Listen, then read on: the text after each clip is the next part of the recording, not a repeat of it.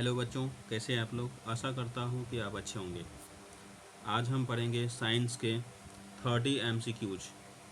30 बहुविकल्पीय प्रश्न होंगे जो परीक्षा की दृष्टि से बहुत ही खास है, इम्पोर्टेंस है। अगर आप मेरे साथ बने रहते हैं और 30 क्वेश्चन डेली लगाते हैं, आप निश्चित ही अपने एग्ज़ाम में कामयाब होंगे। चलिए स्टार्ट करते हैं। पौधों में गैसों का आदान प्रदान मुख्यतः किसके द्वारा होता है? तो पौधों में गैसों का आदान प्रदान किसके द्वारा होता है? पौधों में गैसों का आदान प्रदान रंध्र द्वारा होता है। किसके द्वारा होता है? रंध्र द्वारा। अमीबा में अलैंगिक जनन किसके द्वारा होता है? तो अमीबा में अलैंगिक जनन किसके द्वारा होता है? द्विखंडन विधि द्वारा। किसके द्वारा? द्विखंडन विधि द्वारा। ट्रिप्सिन का पाचन ट्रिप्सिन का किसका पाचन करता है? ट्रिप्सिन किसका पाचन करता है? किसका करता है? प्रोटीन का। ट्रिप्सिन किसका पाचन करता है? प्रोटीन का। शरीर का संतुलन बनाए रखने का कार्य मस्तिष्क का कौन सा भाग करता है? सेरिबेलम। कौन सा करता है? सेरिबेलम। शरीर का संतुलन बनाए रखने का कार्य मस्तिष्क का कौन सा भाग करता है? सेरिबेलम। कौन सा? सेरिबेलम। डायफ्राम का मुख्य कार्य क्या है? डायफ्राम का मुख्य कार्य क्या है? तो ऑप्शन एक में इसका आंसर होगा ऑप्शन बी, लेकिन ऑप्शन बाय हम डिटेल एक्सप्लेनेशन भी समझेंगे कि डायफ्राम का मुख्य कार्य क्या है। तो श्वसन में सहायता करना होता है। तो रक्त का शुद्ध करना जो दिया हुआ है, और रक्त को शुद्ध करने का काम किडनी का होता है। किसका होता है? किडनी जो होता है रक्त को शुद्ध करता है, और श्वसन में सहायता जो करता है वो डायफ्राम करता है। जबकि भोजन को पचाने में जो हेल्प करता है वो स्टमक का काम है। ठीक है, स्टमक का पार्ट हो गया भोजन का पचाना। और जबकि हार्मोन वाली जो बात होती है ना, हार्मोन बनाना, ये एंडोक्राइन ग्लैंड का काम है। यानी अंतःस्रावी ग्रंथियां हार्मोन बनाने का काम करती है। तो हमारा ऑप्शन बी सही होगा।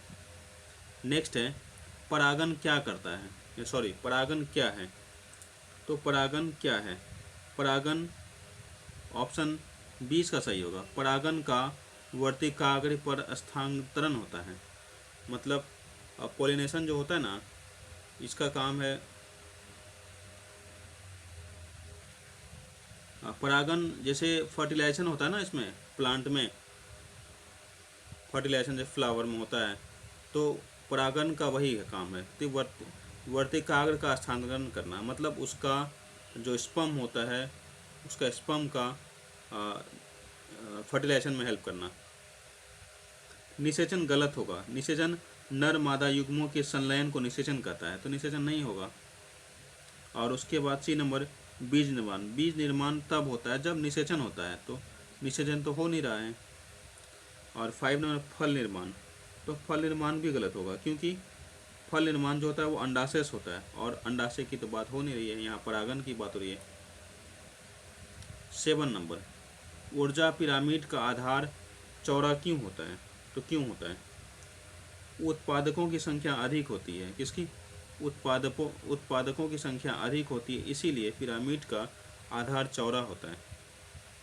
इस टाइप से बना होता है, आप देखेंगे तो सबसे नीचे वो आता है जो फूड को बनाता है, यानी प्लांट। उसके बाद फिर सबसे ज़्यादा एनर्जी यही होती है सेकंड नंबर पे, फिर उससे कम जो प्लांट को खाता है, फिर थर्ड नंबर पे वो जो प्लांट ईटिंग एनिमल्स को खाने वाला एनिमल आता है, फिर उसके बाद इसके ऊपर आता है। तो इस तरह 10% घटता रहता है, इसलिए पिरामिड का नीचे बेस का एरिया चौड़ा होता है,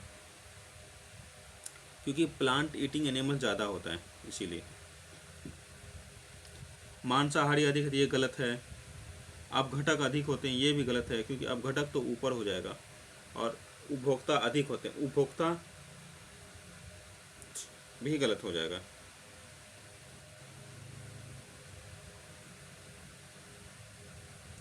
नेफ्रॉन किस अंग के संरचनात्मक एवं क्रियात्मक इकाई?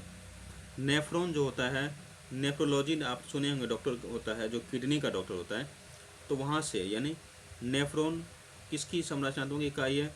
तो गुर्दा की। किसकी है? गुर्दा, यानी किडनी की है।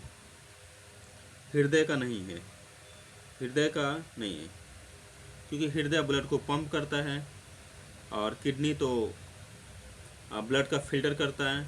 फेफड़ा जो होता है, लंग्स, या इसकी जो क्रियात्मक ये फेफड़ा जो है, इसमें गैसों का आदान प्रदान होता है।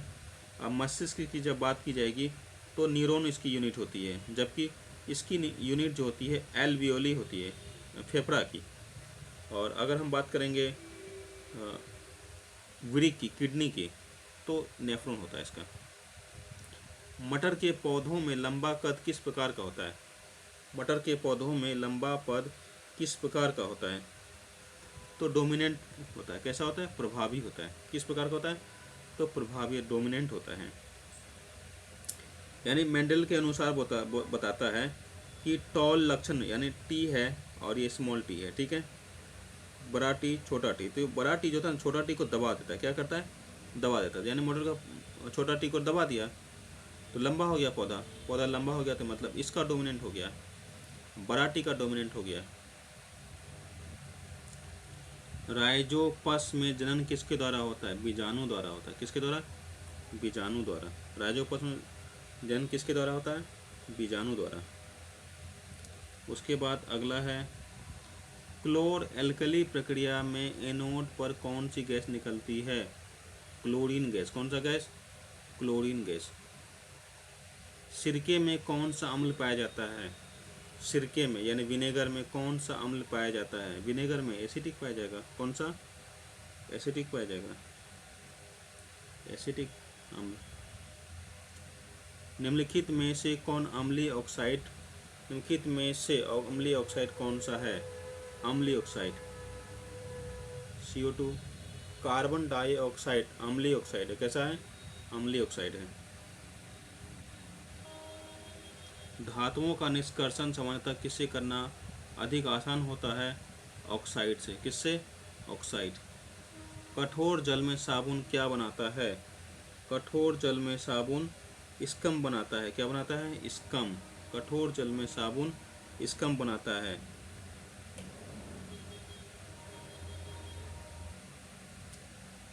एस्टरीकरण अभिक्रिया में कौन सा पदार्थ बनता है? एस्टरीकरण अभिक्रिया में कौन सा पदार्थ बनता है? एस्टर बनता है। क्या बनता है? एस्टर। उत्तल लेंस को और किस नाम से जाना जाता है? उत्तल लेंस को किस नाम से जाना जाता है? उत्तल लेंस को अभिसारी लेंस भी बोलते हैं। कौन सा लेंस? अभिसारी लेंस कहते हैं। उत्तल को अभिसारी लेंस भी कहा जाता है। निकट की वस्तु देखने के लिए सिलेरी पेशियां क्या करती है? तो निकट की वस्तुओं को देख संकुचित हो जाती है। क्या हो जाती है? संकुचित, संकुचित हो जाती है। विद्युत धारा का SI मात्रक क्या है? तो विद्युत धारा का SI मात्रक एम्पियर है। यानी हम लोग इलेक्ट्रिक करंट को एम्पियर में मापते हैं। विद्युत धारा किस पर निर्भर करती है? विद्युत धारा किस पर निर्भर करती है? पदार्थ की प्रकृति पर। किस पर? पदार्थ की प्रकृति पर, नहीं सॉरी, प्रतिरोधकता किस पर निर्भर करती है? पदार्थ की प्रकृति पर, कि वो जो पदार्थ, जो सर्किट है वो किन चीज़ों की बनी हुई है, जिससे इलेक्ट्रिसिटी पास हो रही है या नहीं। टिंडल प्रभाव किसके कारण होता है? टिंडल प्रभाव किसके कारण होता है? प्रकाश का प्रकीर्णन के कारण। किसके कारण? प्रकाश का प्रकीर्णन के कारण टिंडल प्रभाव पड़ता है। खतरे के संकेतों में लाल रंग का उपयोग क्यों किया जाता है? क्यों किया जाता है? खतरे के संकेतों में लाल रंग का प्रयोग क्यों किया जाता है? क्योंकि लाल रंग जो होता है इसका सबसे कम प्रकीर्णन के कारण, यानी ये जो लाल रंग होता है इसकी लेंथ बहुत लंबी होती है और ये कम हवा में कम छिड़ियाता है, मतलब इसका रिफ्लेक्शन कम होता है, इसलिए हवा में या एनवायरनमेंट में कम फैलता है ये, इसीलिए इसका उपयोग किया जाता है ताकि ये लंबी दूरी तय कर सकें, खतरे को दूर से दिखाई दे।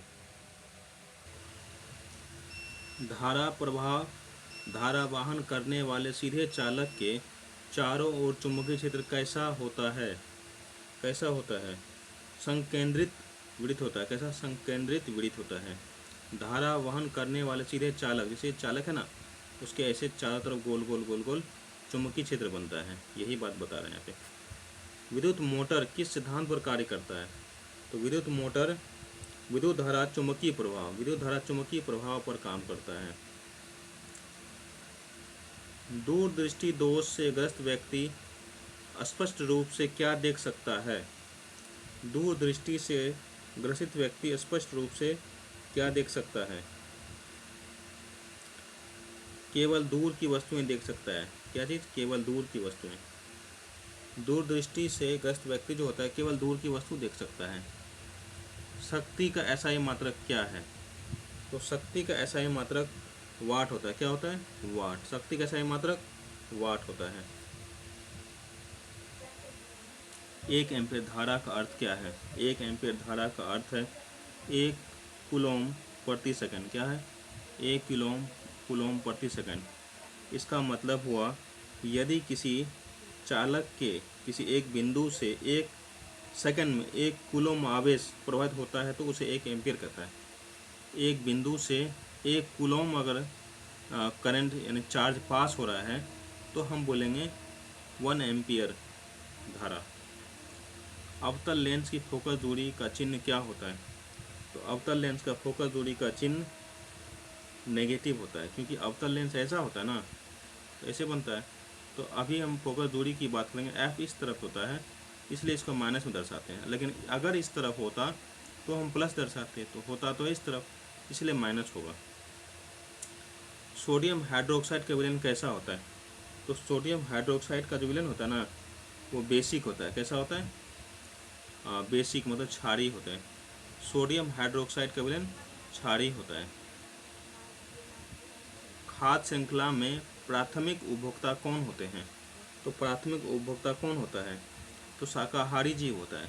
कौन? शाकाहारी जीव। यही खाते हैं।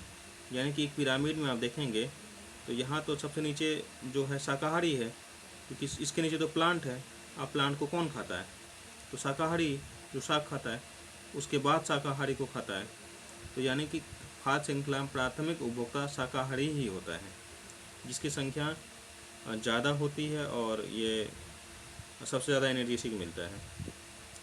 चलिए आज हमारा 30 साइंस का MCQ पूरा होता है। फिर हम आपके साथ कल अगले वीडियो के साथ मिलेंगे। आप हमारे साथ इसी तरह बने रहें। Thank you.